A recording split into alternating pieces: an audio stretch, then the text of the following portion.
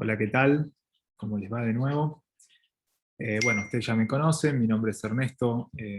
Estivala, yo soy médico del equipo de epilepsia. En particular me dedico a la parte de psiquiatría. Lo que voy a hacer hoy es contarles un poco sobre las crisis no epilépticas psicógenas y cómo estas tienen alguna relación con, digamos, con algunas de las manifestaciones sintomáticas que ustedes deben haber visto en epilepsia y cuál es la principal diferencia. Va a ser una clase, voy a tratar de que sea breve, sea modo introductoria. Les pido disculpas por cualquier ruido extra que estén escuchando. Estoy en un lugar poco profesional para grabar una clase, pero bueno, son las condiciones que tenemos. Así que, sin más, con una pequeña introducción vamos a hacer de esto y seguiremos discutiendo estos temas en las instancias que corresponden.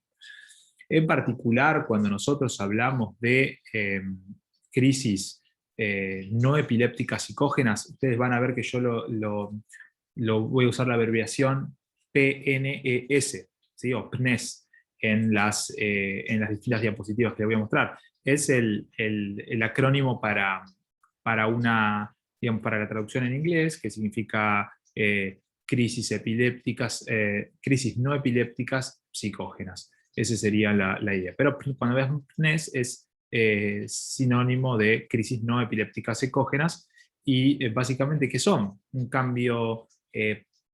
como van a ver ahí, cambios paroxísticos en la conducta, en la sensopercepción y en la actividad cognitiva. ¿Qué significa esto? Las crisis no epilépticas psicógenas generan una alteración en el normal devenir hasta ese momento de acción, de pensamiento, de acción motora o de acción reflexiva que estuviera realizando esa persona.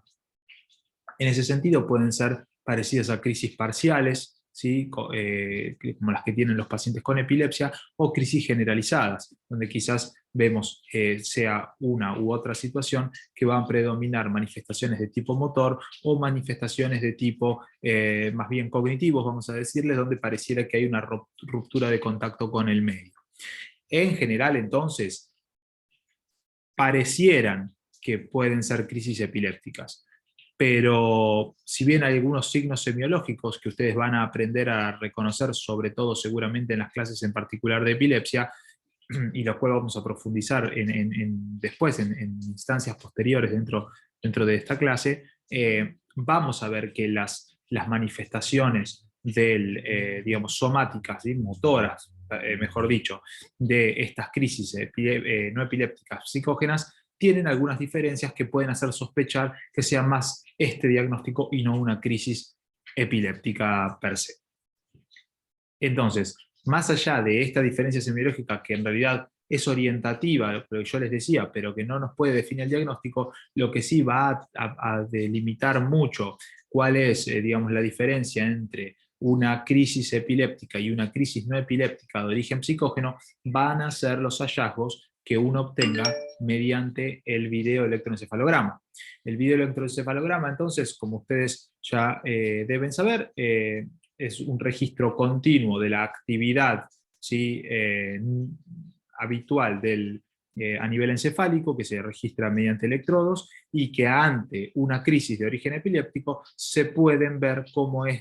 digamos, esta actividad normal registrada mediante el electrodo queda interrumpida o queda alterada de alguna manera. En las crisis epilépticas psicógenas en particular, esto no es así. Se pueden ver manifestaciones sintomáticas, se pueden ver manifestaciones motoras, se puede ver una ruptura de contacto con el entorno, pero en el electroencefalograma, al tiempo que se está registrando eso, no se ven cambios que puedan hacer pensar en una actividad epiléptica, ¿sí? En estas actividades que vemos entonces sintomáticas a nivel físico, a nivel conductual, no vemos un correlato a nivel electroencefalográfico.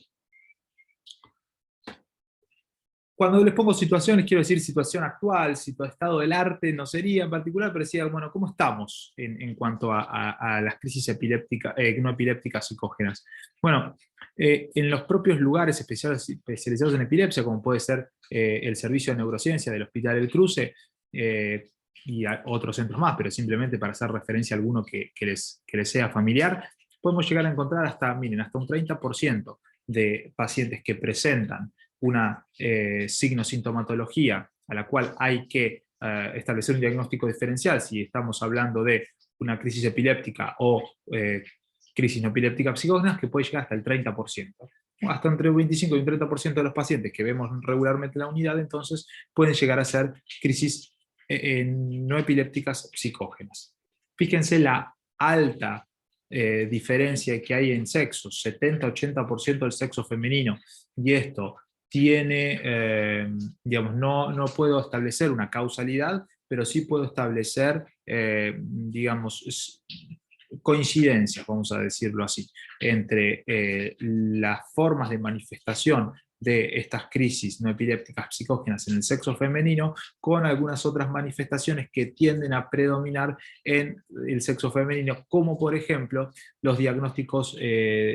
hechos en el eje 2, ¿sí? Dentro de la estructura del DSM-4, que tienen que ver con trastornos de personalidad, donde es más frecuente también encontrar trastornos de personalidad del clúster B, como por ejemplo el trastorno borderline de la personalidad y el resto de los trastornos de ese clúster, que son más prevalentes en mujeres que en hombres. Si bien hay, por supuesto, diagnósticos en particular, donde son predominantemente, digamos, diagnosticados sobre pacientes de sexo masculino, por ejemplo, el trastorno antisocial, estoy hablando ahora en particular del eje 2 de lo que se evaluaba en el DSM-4, sí hay algunos trastornos de personalidad que son más prevalentes en un sexo que en otro. En particular, el trastorno borderline de la personalidad es uno de los trastornos que se diagnostica con más frecuencia en el sexo femenino. Y estoy haciendo esta relación aquí entre una cosa y la otra, porque como vamos a ver más adelante, hay algunos diagnósticos en eje 1 o algunos diagnósticos que pueden presentarse como el principal diagnóstico psiquiátrico o acompañando de manera secundaria o como una comorbilidad a otros diagnósticos psiquiátricos, en los cuales la sintomatología de estas crisis no epilépticas psicógenas tienen cierta similitud, tienen correlación con algunos otros diagnósticos. La edad más frecuente es muy parecida también a edades en las cuales nosotros empezamos a ver manifestaciones de trastornos de personalidad. Si bien antes de los 18 años no podemos diagnosticar, según las indicaciones del DSM, a un trastorno de personalidad, porque estamos en el punto en el cual estamos transitando el pasaje de niñez a adolescencia y de adolescencia a adultez, sí es una edad en la cual síntomas que pueden ser compatibles con trastornos de personalidad también digamos, y que se exacerban y que aparecen muchas comorbilidades psiquiátricas, como pueden ser trastornos depresivos, como pueden ser trastornos de la conducta alimentaria, como puede ser incluso la aparición de esquizofrenia o de trastorno bipolar, también es la edad más frecuente en la cual vamos a ver que se inician las crisis no epilépticas psicógenas. Comorbilidad con epilepsia, es decir, ¿existen pacientes mixtos que tengan una patología y la otra? Sí, entre un 5 y un 40% de los pacientes que tienen crisis no epilépticas psicógenas pueden también llegar a presentar un cuadro de epilepsia, es decir, conviven semiológicamente dos tipos de crisis, aquellas que tienen un origen, un foco epiléptico, y aquellas que no tienen un foco epiléptico. Entonces uno puede advertir digamos, al análisis del videoelectroencefalograma, si uno tiene la posibilidad de registrar estos dos tipos de crisis, que unas hay un cambio en el electroencefalograma, en la actividad que se registra como normal, y en la otra no lo hay. Entonces es posible incluso preguntarle a los pacientes o a sus familiares si lo que están experimentando en ese momento, antes de entrar a la crisis, o una vez que hay una ruptura de contacto en el paciente, preguntarle al familiar si eso que están sintiendo tiene que ver con un tipo de crisis o con otra. No porque sepan cuáles son las crisis epilépticas y cuáles las no epilépticas, sino porque los familiares o incluso los pacientes, si tienen una mixta, son muchas veces capaces de diferenciar entre una presentación de las crisis y la otra. Entonces uno puede saber si es más frecuente que se manifieste en la semiología, que se manifiesta con un tipo de crisis, o es más frecuente en la manifestación de la semiología del otro tipo de crisis, de día, de noche, ante situaciones de estrés, o ante ningún efecto que los desencadene. Pero es decir, es capaz un paciente o un familiar de advertir que hay diferencia en la presentación de un tipo de crisis y del otro. ¿Por qué hablamos de subdiagnóstico? Porque es un problema en general que haya una tendencia a pasar por alto, vamos a decir, a no considerar en centros de salud que no sean quizás tan referentes en el tema, el diagnóstico existente de crisis no epilépticas de origen psicógeno. Esto lleva a una exposición innecesaria a fármacos antiepilépticos o maniobras invasivas, como dice ahí. ¿Por qué? Porque el tratamiento más efectivo, que está además aprobado para las crisis no epilépticas psicógenas, no es el tratamiento farmacológico como el que podríamos usar en las crisis con un origen epiléptico, sino que es un trabajo psicoterapéutico. Como el tratamiento es psicoterapéutico, entonces una prolongada exposición a fármacos porque se siga, digamos, no considerándose ese diagnóstico y se crea que es una epilepsia de difícil abordaje, está exponiendo al paciente a todos los efectos adversos que puede acarrear tener un tratamiento con distintas drogas que no, en realidad el paciente no necesita y que no le están aportando una solución real a el problema que está enfrentando. Lleva esto entonces al confundirlo con que sea una epilepsia de la cual no se lo puede abordar, que sea difícil de controlar,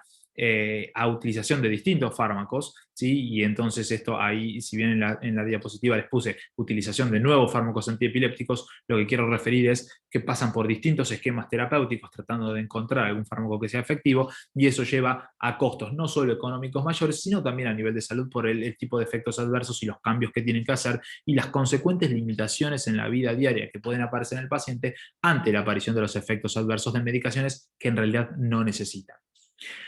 Cuando hablamos de retraso del tratamiento adecuado es porque puede tardar el hecho de no considerarlo de inicio como una posibilidad ante la no respuesta de los fármacos al diagnóstico de crisis no epilépticas de origen psicógeno, puede llevar a que el tratamiento adecuado se retrase hasta incluso 10 años, según lo que hay distintos reportes, distintos digamos, trabajos que son bastante interesantes de cómo fueron abordando este retraso y este problema que hay a partir de no considerar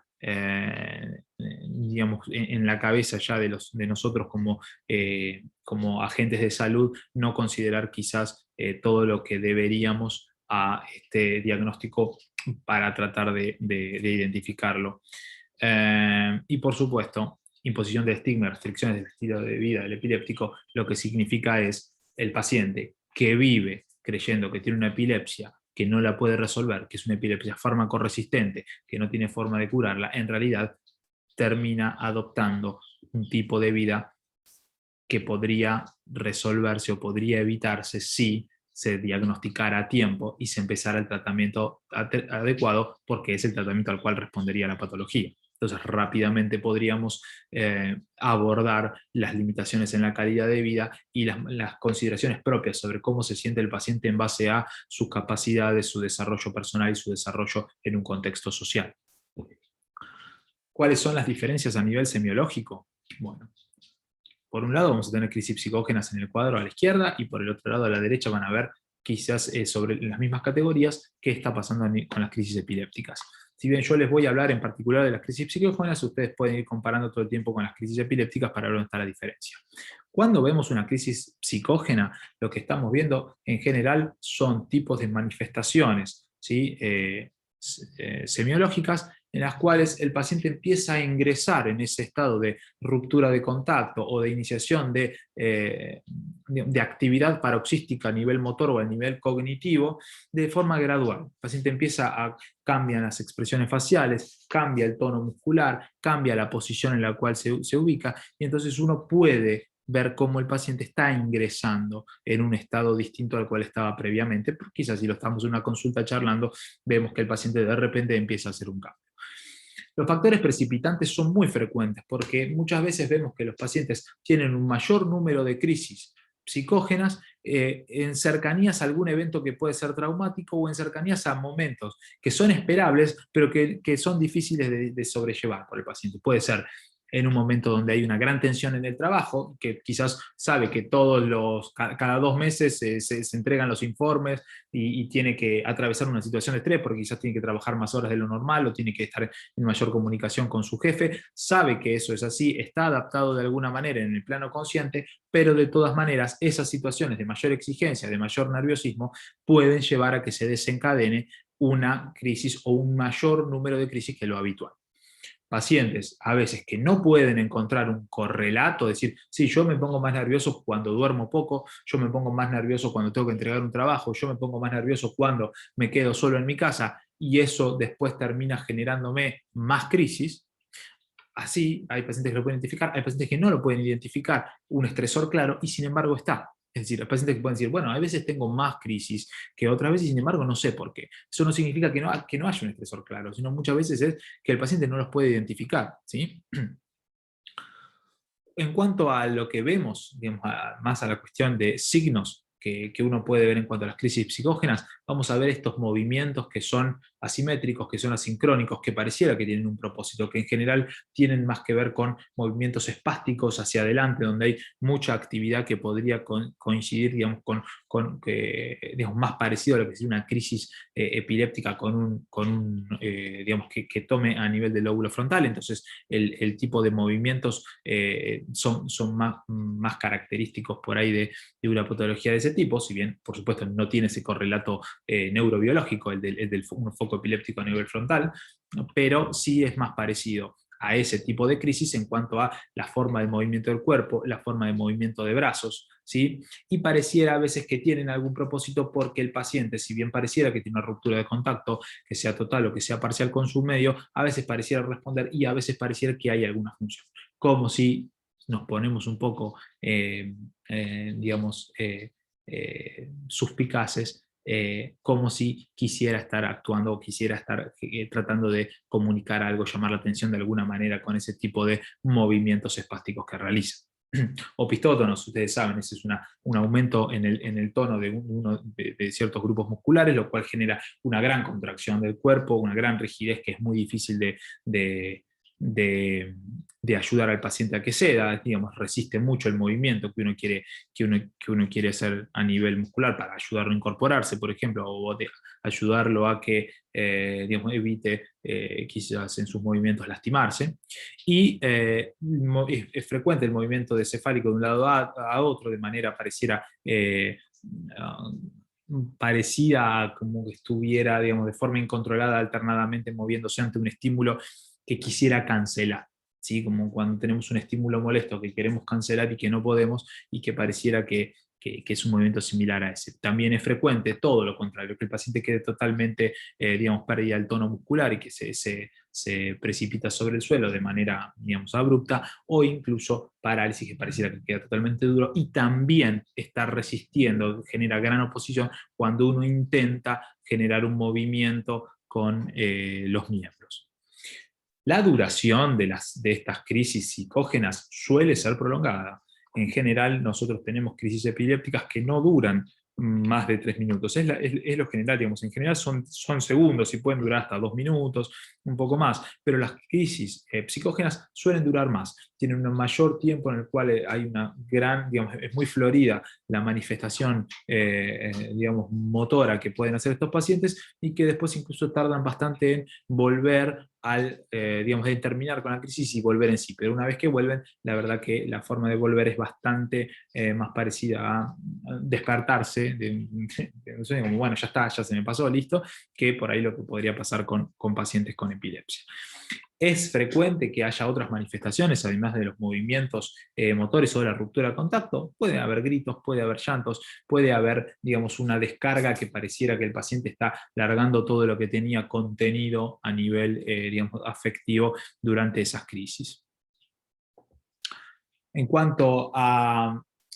qué diferencias hay en algunos aspectos que sí normalmente buscamos a nivel de epilepsia, también podemos hablar de CNP, es la versión en castellano de PNES, crisis no epilépticas psicógenas. Pérdida de control de esfínteres, ustedes saben que muchas veces es una forma de, o por lo menos clásicamente era una forma de diferenciar entre una crisis epiléptica y una crisis que no fuera de origen epiléptico, porque por ejemplo también puede haber una crisis sincopal, ¿sí? En la cual tiene un origen cardiológico y tampoco es una crisis epiléptica, pero tampoco es una crisis psicógena. Y sin embargo, esta forma de asociar la pérdida de control de esfínteres era usual en pacientes epilépticos versus pacientes que tenían una crisis que no tuviera un origen epiléptico. Sin embargo, en las crisis no epilépticas psicógenas también hay reportado una pérdida del control de esfínteres. Durante la consulta, es decir, en el consultorio con el profesional, es más frecuente que un paciente con crisis no epilépticas psicógenas haga, digamos, una crisis, tenga un episodio que lo que es en un paciente epiléptico. Y esto quizás también tiene que ver con la cuestión más bien emocional, la cuestión incluso, me permito decir, un poco más inconsciente en cuanto a el rol que está jugando él como enfermo, el rol que está jugando el médico y la situación estresante muchas veces en la cual el paciente se está sometiendo a un escrutinio por parte de alguien que es desconocido o por parte de alguien que a veces se interpreta como amenazante, ¿no? El hecho de que un médico esté tratando de saber más cosas sobre la persona, saber más vida íntima, insistir, a veces nos excedemos en el paternalismo que tenemos y creemos que nosotros sabemos más que el paciente sobre su propia vida, sobre sus propias experiencias, y eso puede generar oposición al paciente, ponerlo más tenso, ponerse más nervioso y que sea frecuente que haya un desencadenamiento de este tipo de crisis. Con respecto a los ojos, fíjense qué interesante, los ojos hay una oposición a que sean abiertos, como cuando yo les decía que hay una oposición a acompañar el movimiento que está intentando hacer un tercero en el cuerpo cuando hay contracciones de grupos musculares de manera muy fuerte.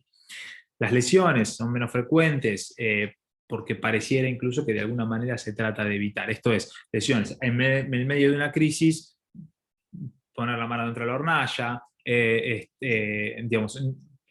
estar cosiendo por ahí y que a la mano digamos, se lastime con la aguja, estar cortando, estar preparando una comida y cortarse con el cuchillo, digamos, son cosas que los pacientes con epilepsia nos han contado que les suele suceder. En cambio, los pacientes con crisis psicógenas es algo mucho menos frecuente, ¿sí? Donde en general las crisis logran mantener la integridad física del sujeto. Cuanto a estereotipias, esto es mismo variable en un mismo paciente, es decir, los movimientos repetitivos y que pareciera prácticamente automáticos que se están dando en el contexto de una crisis, es más frecuente que sean variables en una crisis no epiléptica que en la crisis de un paciente epiléptico donde pareciera, perdón, en las crisis psicógenas es más frecuente que sea variable, en las crisis epilépticas es más frecuente que el paciente siempre repita la misma estereotipia porque tiene que ver incluso con la zona, ¿sí? del cerebro que está siendo afectada en ese momento por la actividad epiléptica. Entonces es un correlato directamente de lo que está pasando a nivel, digamos, sí, a nivel intracraneal con lo que está manifestando a nivel motor. En cambio, las crisis psicógenas no pareciera que tengan este tipo de, digamos, de correlato de tipo intracraneano, digamos. Entonces es más variable por ahí la presentación de las estereotipias. En cuanto a la alteración de la conciencia, también es interesante saber que muchas veces los pacientes con crisis psicógenas tienen un recuerdo parcial o cierta amnesia del episodio, pero hay un estado de disociación de la conciencia en lo cual puede haber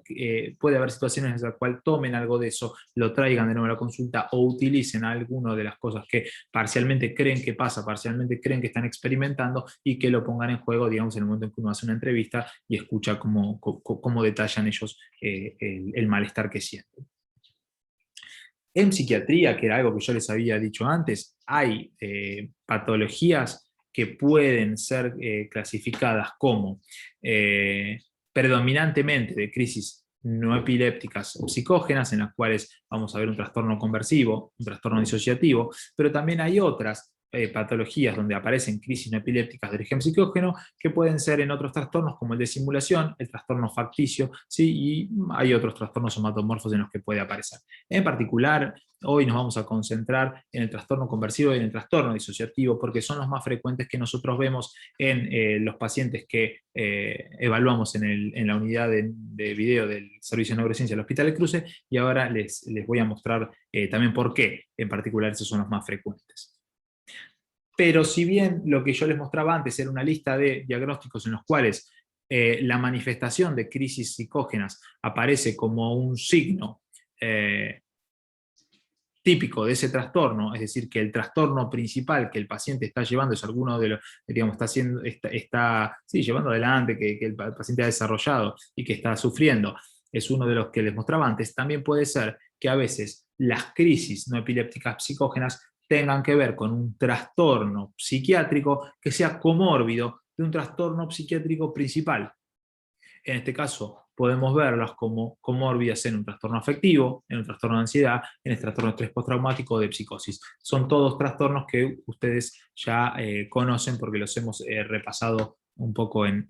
encuentros anteriores. En cuanto al trastorno conversivo en particular, que era lo que yo quería retomar, lo más importante que quiero que sepan es que no es intencional.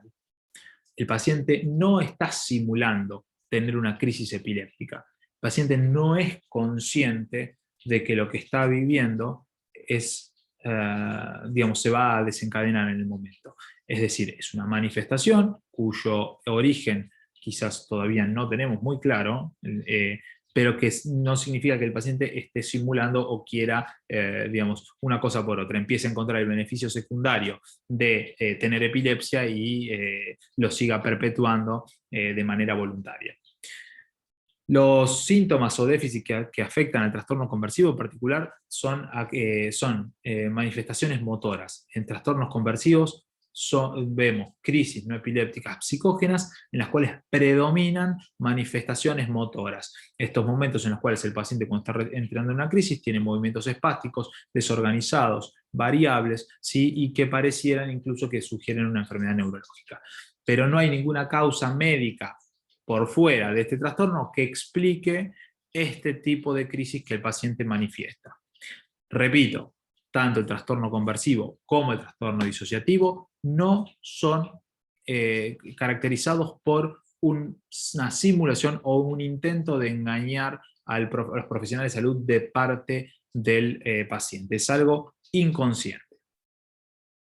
El trastorno disociativo, entonces, ¿qué diferencia hay? Bueno, el trastorno disociativo, la principal diferencia con el trastorno conversivo es que aquí no predomina las manifestaciones motoras, ¿sí? Que podrían ser similares a una crisis epiléptica, sino que lo que predomina es la ruptura de contacto con el medio, ¿sí? La disociación del medio. Entonces ahí pareciera que están simulando una crisis epiléptica, pero con otras manifestaciones, no de tipo motor, sino cuando se produce una ruptura de contacto con el medio en otras crisis epilépticas. De nuevo, esta alteración no es fingida. El paciente no sabe que esto es lo que está pasando, no es voluntario el entrar en esta situación de disociación en la cual se produce una crisis. Esto puede ser presentado con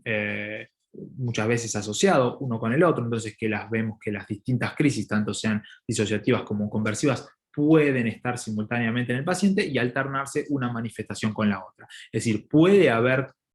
una convivencia, por decirlo de alguna manera, entre un trastorno conversivo y un trastorno disociativo en el mismo paciente. Por otro lado tenemos los trastornos somatomorfos, y que en estos vamos a incluir el trastorno por dolor, síntomas gastrointestinales, malestar general, astenia y el síndrome de Briquet. En particular lo que vemos acá son trastornos que están afectando al paciente, pero que el paciente tampoco está simulando. Solo vamos a hablar de uno, que es el trastorno por dolor, para no extenderlo mucho más. El trastorno por dolor, un ejemplo típico, puede ser, digamos, una manifestación, incluso un trastorno conversivo, donde el paciente tiene un dolor crónico en la pierna, un dolor inhabilitante, siente un dolor como si fuera, digamos, lo describe muchas veces como pareciera una lumbalgia, una lumbociatalgia, y el paciente no puede moverse, una gran queja donde no puede estar acostado, o no puede estar parado, no puede estar sentado, no puede estar en ninguna posición, necesita sí o sí de una intervención con analgésicos para poder sentir alivio. Y cuanto más analgésicos recibe el paciente, más resistencia pareciera que generara, y entonces menos efectivo se vuelve el tratamiento contra el dolor para justamente el trastorno por dolor. Muchas veces lo que terminamos haciendo en el área de psiquiatría de enlace, que es una subespecialidad dentro de la psiquiatría en la cual trabajamos con distintas áreas, distintos servicios del hospital que no sean en particular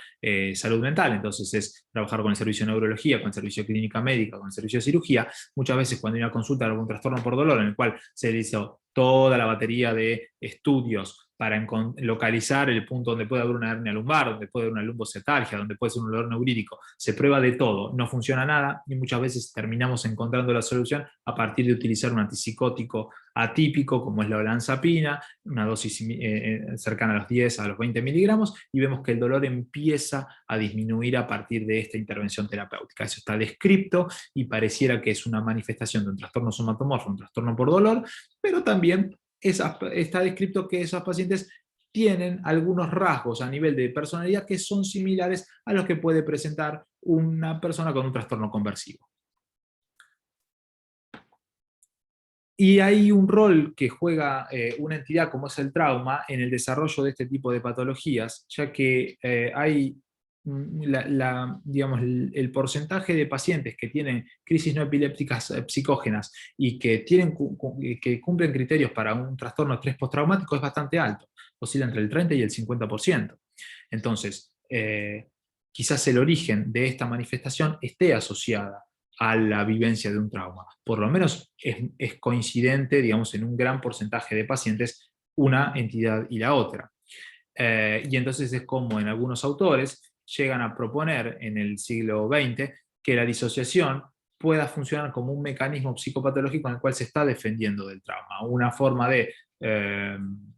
reconducir ese malestar psíquico y ponerlo en otro lado. De esto hablaron autores como Janet y Butler, pero ustedes seguramente estén familiarizados con algunas de las descripciones de los casos que hizo Sigmund Freud en su casuística, donde también pareciera que este mecanismo se ponía en juego y que incluso él intenta encontrar una digamos, explicación a este tipo de trastornos. Entonces es algo que viene conviviendo con nuestras sociedades, porque no es solo la sociedad occidental, sino que en sociedades de tipo, digamos, que son orientales o incluso sociedades que geográficamente están en Occidente, pero que no están integradas por ahí a sociedades occidentales, como pueden ser comunidades aborígenes, también se puede ver. Si bien hay otra explicación y hay otra forma de presentación, también se ven este tipo de patologías, las cuales uno podría asociarla a los trastornos conversivos, a los trastornos disociativos y a la vivencia de un trauma en culturas distintas, donde por supuesto el significado o la interpretación de eso es totalmente distinta, pero es algo que existe. Si pareciera que nos acompaña como seres humanos la necesidad de tramitar el trauma de otra manera. Específicamente dentro de los factores traumáticos, y ahora volviendo a nuestra sociedad, el abuso sexual es un gran, digamos, un gran desencadenante de este tipo de manifestaciones, y esto ha sido vastamente reportado en la literatura. Yo ahí les puse entre paréntesis dos trabajos que son quizás más significativos, como son el que han hecho los grupos de Alper y Rosenberg, y que la verdad que describen muy bien una asociación con la otra. Ahora,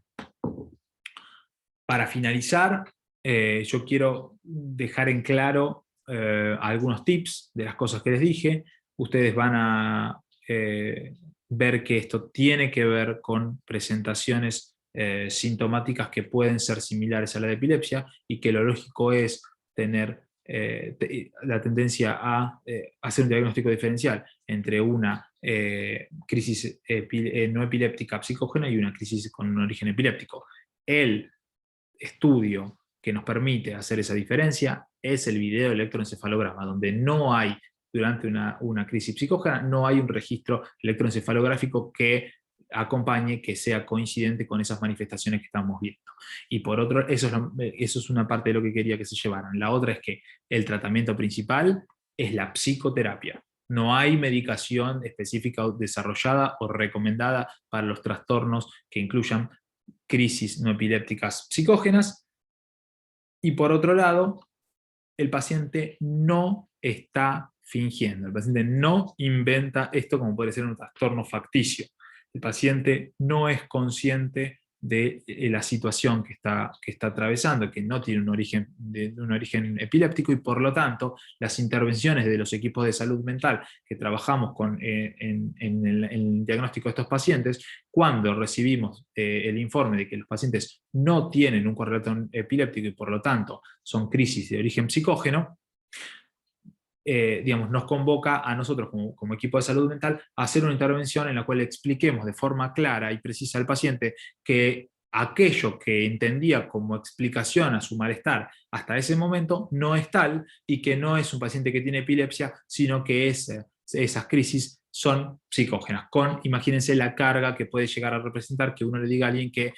es psicológico lo que le está pasando cuando ha vivido toda su vida tomando medicación y está convencido de que eso tiene un origen orgánico, porque es también un poco el diagnóstico que ha recibido en toda su vida. Entonces, implica un manejo quizás un poco más delicado de esa situación, y por supuesto que la respuesta de los pacientes es variable. Hay algunos que entienden, algunos que se alivian ante saber que finalmente se encuentra cuál es la causa y cuál es el tipo de tratamiento que hay, y hay algunos que terminan descreyendo y que creen que en realidad estos siguen siendo crisis epilépticas. Entonces, el abanico es amplio, uno puede llegar a encontrarse con distintas situaciones, hay que tener empatía con los pacientes, hay que saber que no es fácil que de un día para el otro nos cambien el panorama y dejar de tener una patología o dejar de tener, digamos, una explicación para lo que nos pasa que creíamos